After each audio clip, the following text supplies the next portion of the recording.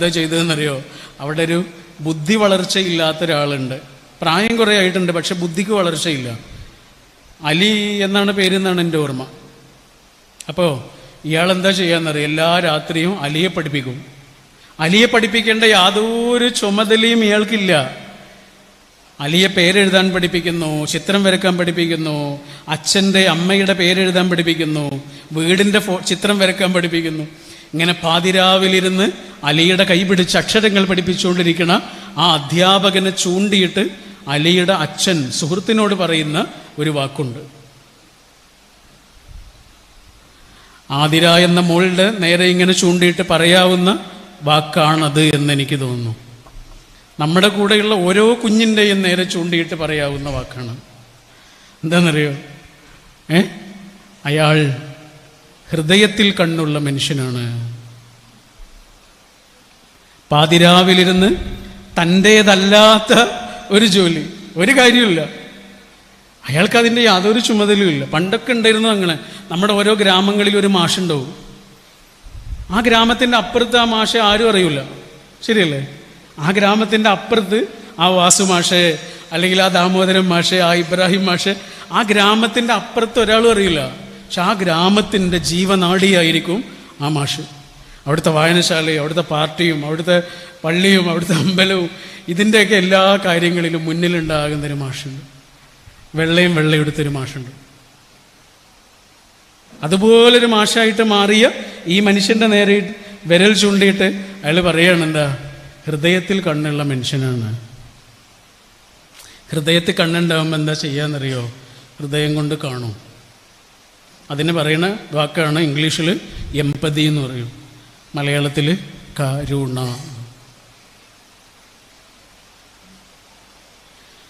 ഫെമി ഒത്തഡോള എന്ന് പറഞ്ഞിട്ട് ആഫ്രിക്കയിലൊരു വലിയ പൈസക്കാരനുണ്ട്. അദ്ദേഹവുമായിട്ട് നടത്തിയൊരു ഇൻ്റർവ്യൂ ഉണ്ട്. ഞാൻ എൻ്റെ വാക്കുകൾ 5 മിനിറ്റ് കൊണ്ട് അവസാനിപ്പിക്കും കേട്ടോ. അദ്ദേഹവുമായിട്ടൊരു TV നടന്നൊരു ഇൻ്റർവ്യൂ ആണ്. ഒക്കെ മനസ്സിൽ ഓർമ്മ വന്നിട്ടുണ്ടാവും. പക്ഷെ അദ്ദേഹം പറഞ്ഞ മൊമെൻ്റ് ഏതാണെന്നറിയോ? ജീവിതത്തിൽ ഒരിക്കലും മറക്കാത്ത മൊമെൻ്റ്. അദ്ദേഹം പറഞ്ഞു, ഒരിക്കൽ എൻ്റെ ഒരു സുഹൃത്ത് എന്നെ വിളിച്ച് എന്നിട്ട് പറഞ്ഞു, കാലുകൊണ്ട് വയ്യാത്ത കുറേ ആളുകളുണ്ട്, അവർക്ക് വീൽ ചെയർ വേണം, 120 വീൽ ചെയർ വേണം പറഞ്ഞു. നീ അത് തരണം എന്ന് എന്നോട് പറഞ്ഞു. ഞാൻ കൊടുക്കാമെന്നും പറഞ്ഞു. പക്ഷെ അവൻ എന്നോട് പറഞ്ഞു, അത് വിതരണം ചെയ്യുന്ന ചടങ്ങിൽ നീ വരണം, പ്രോഗ്രാമിൽ വരണം പറഞ്ഞു. ഞാൻ ആദ്യം മടിച്ചു. അവൻ നിർബന്ധിച്ചപ്പോൾ ഞാൻ പോയി. അങ്ങനെ കുറേ ആൾക്ക് വീൽ ചെയർ കൊടുക്കുന്നു. സ്റ്റേജിലേക്ക് ഇങ്ങനെ കാലുകൊണ്ട് വയ്യാത്ത ആളുകൾ വരും, അവർക്ക് വീൽ ചെയർ കൊടുക്കും. ആ വീൽ ചെയറിൽ കയറിയിട്ട് അവരിങ്ങനെ പോകുന്നത് കണ്ടപ്പോൾ എനിക്ക് ഭയങ്കര സന്തോഷമായി. ആ വീൽ ചെയർ കിട്ടിയ മുഴുവൻ ആളുകളും ആ സ്ഥാപനത്തിൻ്റെ മുറ്റത്തിങ്ങനെ പറന്ന് നടക്കുന്നത് കണ്ടപ്പോഴും എനിക്ക് ഭയങ്കര സന്തോഷമായി. ഞാനവിടെ നിന്ന് തിരിച്ചു പോരുക. എല്ലാവരോടും യാത്ര പറഞ്ഞ് തിരിച്ചു പോരുമ്പോൾ എൻ്റെ ജീവിതത്തിലെ ഏറ്റവും മനോഹരമായ നിമിഷമുണ്ടായി. ആ കൂട്ടത്തിൽ നിന്നൊരു കുട്ടി ഇങ്ങനെ വന്നിട്ട് ഇയാളുടെ കാലിനടുത്ത് ഇങ്ങനെ വന്നിട്ട് കാലിലിങ്ങനെ തൊട്ട് ഇയാളെ മുഖത്തേക്ക് ഇങ്ങനെ സൂക്ഷിച്ചു നോക്കും. അപ്പോൾ ഇയാൾ ചോദിച്ചു, എന്താ മോളെ ഇങ്ങനെ നോക്കുന്നത്? അപ്പോൾ അവൾ പറഞ്ഞു,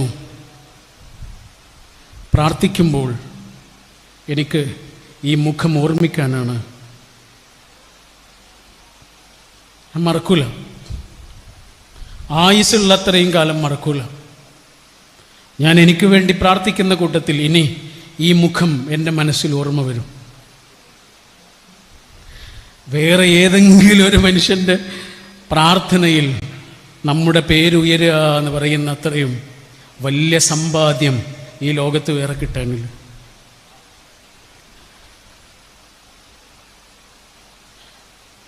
നിങ്ങൾ സക്കാത്ത് എന്ന് കേട്ടില്ലേ?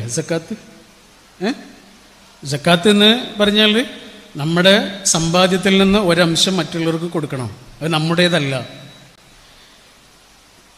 ക്രിസ്ത്യാനിറ്റിയിൽ ഇതിന് ദശാംശം എന്നല്ലേ പറയാം, അല്ലേ? ദശാംശം എന്ന് പറഞ്ഞാൽ 100-1.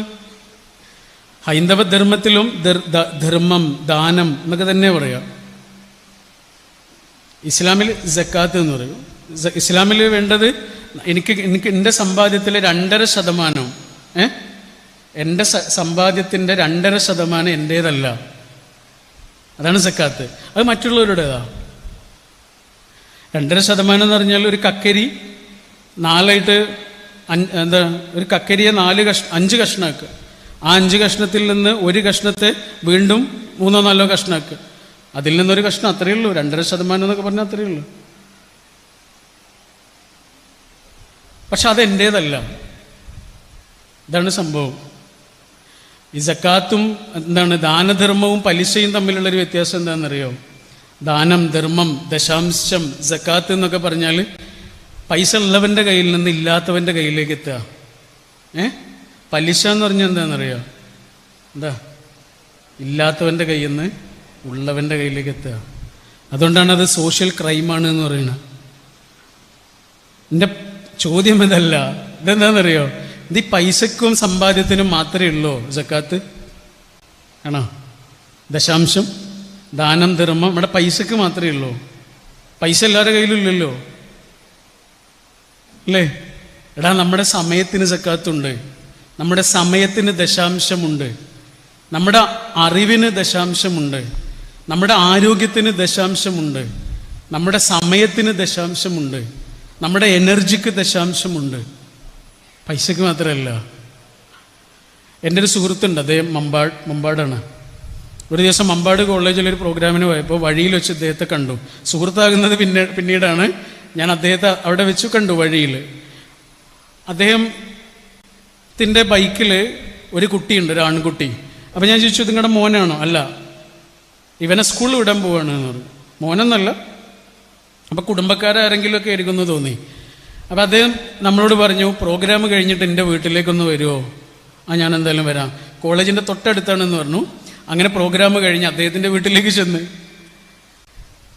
ചെന്ന് കയറിയപ്പോൾ ഒരു സ്ത്രീ വന്നിട്ട് ഫാൻ ഇട്ട് തന്ന്. അപ്പം നമ്മളവരോട് അസ്സലാമു അലൈക്കും പറഞ്ഞു.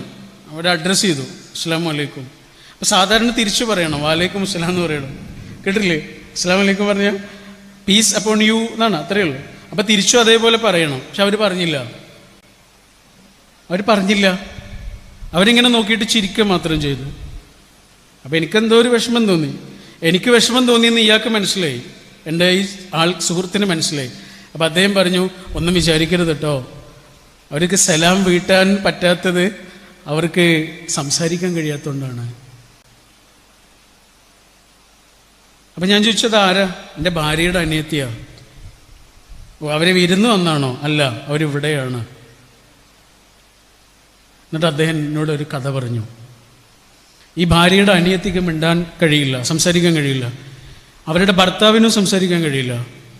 അവർക്കൊരു മോളുണ്ട്, ആ മോൾക്കും സംസാരിക്കാൻ കഴിയില്ല. അവർക്കൊരു മോനുണ്ട്, അവന് സംസാരിക്കാൻ കഴിയും, പക്ഷെ അവന് സംസാരിക്കാൻ ആരുമില്ല. കോവിഡ് വന്നതോടുകൂടി ഗ്രൗണ്ടില്ല, അങ്ങാടിയില്ല, സ്കൂളില്ല, ഒന്നുമില്ല. ഈ കുട്ടി പതുക്കെ വിഷാദത്തിലേക്ക് പോകാൻ തുടങ്ങി. ഇവർ ഡോക്ടറെ കാണിച്ചു, അതൊരു സൈക്കോളജിസ്റ്റിനൊക്കെ പോയിട്ട് കാണിച്ചു. അതാരറിഞ്ഞു? നമ്മുടെ ഈ സുഹൃത്ത് അറിഞ്ഞു. അദ്ദേഹം പറഞ്ഞു, നിങ്ങൾ എവിടെയും പോകണ്ട, എൻ്റെ വീട്ടിലേക്ക് വരൂ, ഇവിടെ സംസാരിക്കാൻ ഞങ്ങളുണ്ടല്ലോ, അതുകൊണ്ട് ഇനി ഇവിടെ താമസിച്ചാൽ മതി എന്ന് പറഞ്ഞു. അങ്ങനെ അവർ വന്നിട്ടേ 1.5 കൊല്ലായി. ഈ വീട് എന്ന് പറഞ്ഞാൽ എന്താണെന്നറിയോ? 2 ചെറിയ മുറികളുള്ള ഒരു ചെറിയ വീട്. അതൊരു രാഷ്ട്രീയ പാർട്ടി കയറ്റി കൊടുത്തൊരു വീട്. ഈ ആളില്ലേ, കയ്യും കാലും ഇല്ലാത്തൊരു മനുഷ്യനാണ്. കയ്യുമില്ല, കാലുമില്ല അയാൾക്ക്.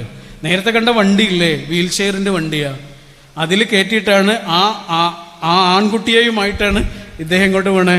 അവനെ സ്കൂളിലേക്ക് കൊണ്ടുപോകാനായിരുന്നു അവരെ പോകുന്നത്. അവിടെ വെച്ചാണ് നമ്മൾ അവരെ കാണുന്നത്. കയ്യും കാലും ഇല്ലാത്തൊരു മനുഷ്യൻ വെറും 2 മുറികളുള്ള ഒരു കുഞ്ഞു വീട്ടിലേക്ക് ഒരു ഫാമിലിയായി ഇങ്ങനെ മാടി വിളിച്ചതിൻ്റെ പേരാണ് കരുണ. എന്താ സക്കാത്ത് എന്ന് പറഞ്ഞാൽ? എന്താണ് ദശാംശം എന്ന് പറഞ്ഞാൽ? അദ്ദേഹം ചെയ്തതും അതാണ്. മനസ്സിലായില്ലേ? നമുക്ക് എന്താണോ ഉള്ളത് അതിൽ നിന്നിങ്ങനെ പകുത്തു കൊടുക്കുന്നതിൻ്റെ പേരാണ്.